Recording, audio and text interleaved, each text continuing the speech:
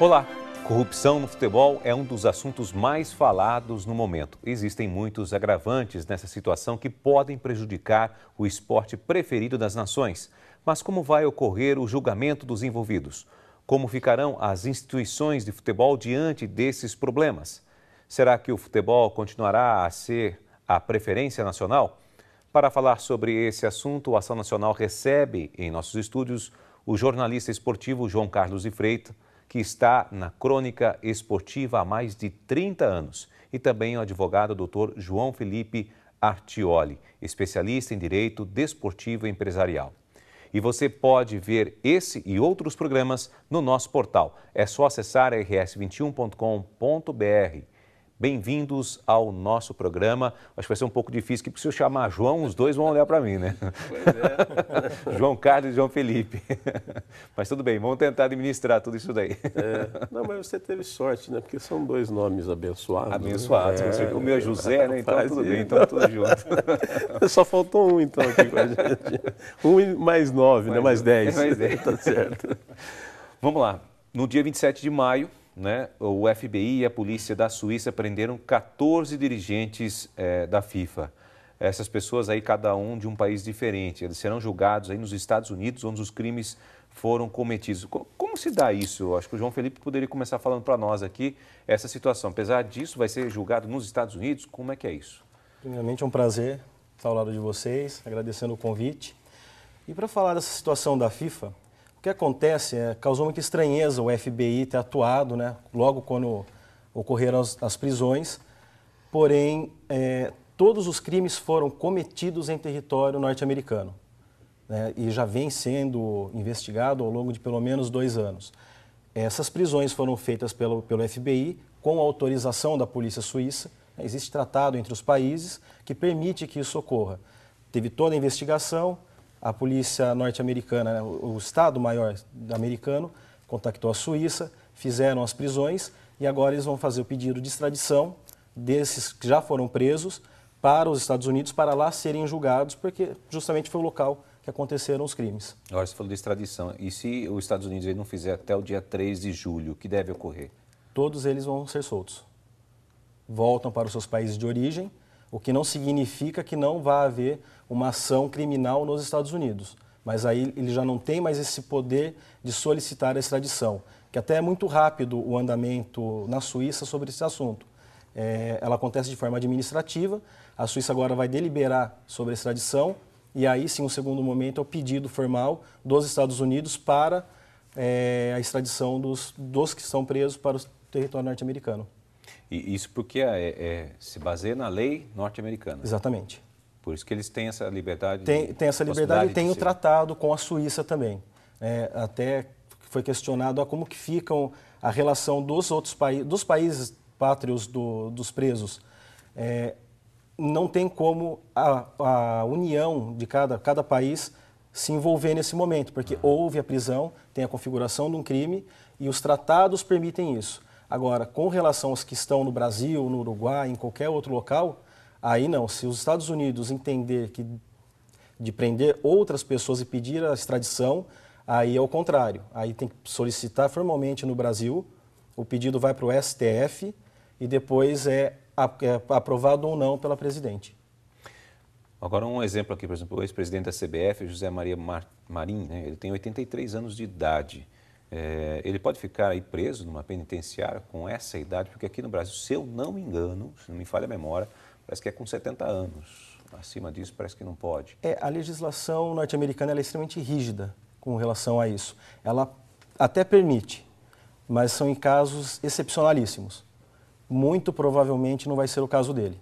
Ele vai permanecer detido e, se ele tiver também qualquer problema, que a gente vê aqui muito no Brasil, né, idade, problema de saúde, lá é muito rígido. É muito agressivo. Porque até saúde, exato, porque o próprio Estado vai fornecer tudo o que ele precisar. Ele não vai sair desamparado. Então, dificilmente ele vai ser solto. Inclusive, nos Estados Unidos, essa legislação, essa regulamentação sobre a idade está sendo discutida para ficar mais rígida do que já é. João Carlos, pelo visto aí, a CBF Não, agora... o doutor me deixou preocupado, viu, Júnior? Sabe por quê? Por quê? Nós estamos com o risco de receber o Marinho de volta, né? Não, porque a gente é um fato novo, inclusive, que, né, nós jornalistas ainda não estamos nos aprofundando a esses trâmites judiciais, legais, né? Quer dizer, nós estamos aqui com a expectativa que ele será extraditado para os Estados Unidos e lá ele vai responder por aquilo que é devido. Exatamente. Mas, da forma como você descreve, se a extradição não for cumprida até dia 13 de julho, ele volta para o Brasil. Isso, se não tiver o pedido formal e a concordância ele é do governo solto, suíço. pode Isso. ingressar. Em território brasileiro ele tem livre acesso, não vai responder processo nenhum. No Brasil não, nos Estados Unidos vai permanecer respondendo, exatamente. Quer dizer, nós vamos ser obrigados a recebê-lo aqui de volta. Aí né? não tem como. E haverá muita gente que vai bater palma ainda, que vocês sabem como é que, Com certeza. como é que são. Doutor, mas diante desse caso dele estar sendo julgado, mesmo assim, nos Estados Unidos, ele pode assumir algum cargo de dirigente aqui no Brasil? Isso não...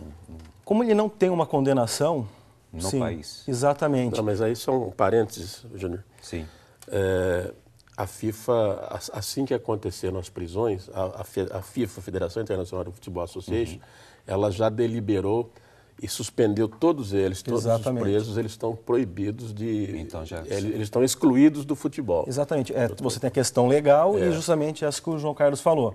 Você tem a questão estatutária, a questão da administração do desporto, tanto na FIFA quanto na CBF também. Já tem eles usam o termo banimento temporário, sim, né? Sim. Mas no caso aqui da CBF é o afastamento e pode aí sim virar um banimento definitivo. João Carlos, o senhor está aí já há 30 anos trabalhando, pois é, tô vendo, né, de guerra aí no meio do esportivo, jornalista. Como é que você vê essa atuação hoje? Porque eu, pelo menos, estou há um bom tempo aí também, né? Mas eu nunca vi algo parecido com isso em relação à FIFA. Júnior, eu vou dizer a você, nesses anos de estrada aí, eu surpreso muito. Bem menos, tá? Percebe, você está conservado, né? O menino tá Parece, um menino bonito, bem. Né? Doutor também, vocês são garotos ainda, como diz o Lupicínio, né?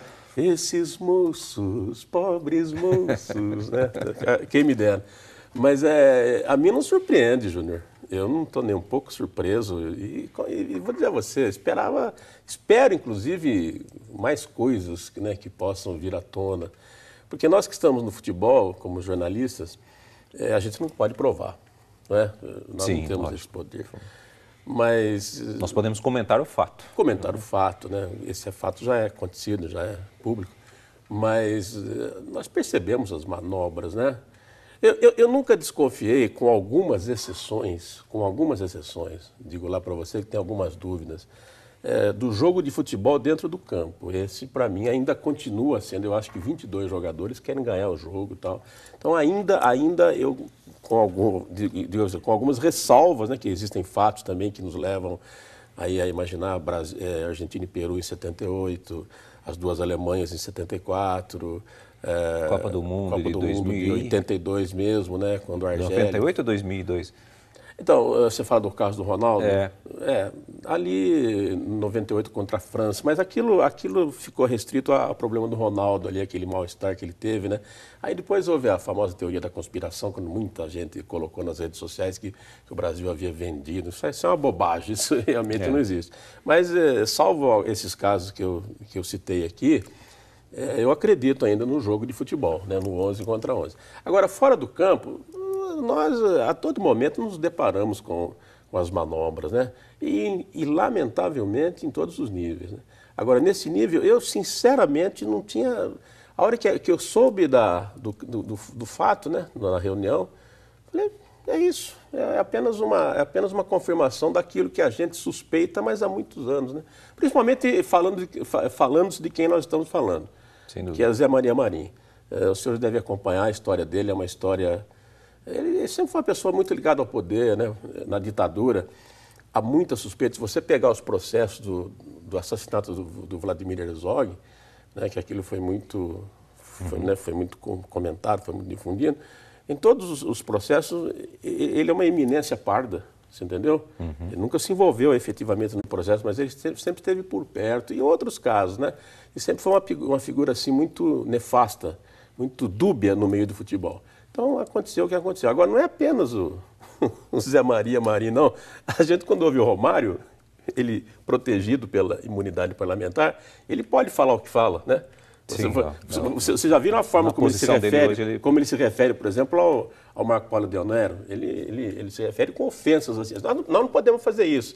Mas aquilo que ele levanta, suspeita, mesmo sem prova, você pode ter certeza que se procurar acha. Aliás, João Carlos, até tem o presidente da CBF, o Marco Polo, que você citou agora, ele passou por uma sabatina na Câmara dos Deputados. Isso já é um indício de alguma coisa de corrupção, Felipe? Isso é normal? Eu vejo como uma tentativa de esvaziar a CPI. Porque foi espontaneamente até. Sim. Então, mais ou menos no sentido, estou vindo aqui, estou falando tudo e acabou. Mas é claro... Para dar uma barrada. Exatamente. Numa possível CPI. Mas também se vai se justificar, é porque quando você precisa explicar muito, alguma coisa tem. Então, com certeza, se mexer não é só da FIFA, mas da CBF e de todas as outras federações também, porque o vulto de dinheiro é muito grande, o que movimenta é muito grande e tem interesses gigantescos por trás. Então, se realmente se aprofundar uma investigação, vai encontrar alguma coisa de certo.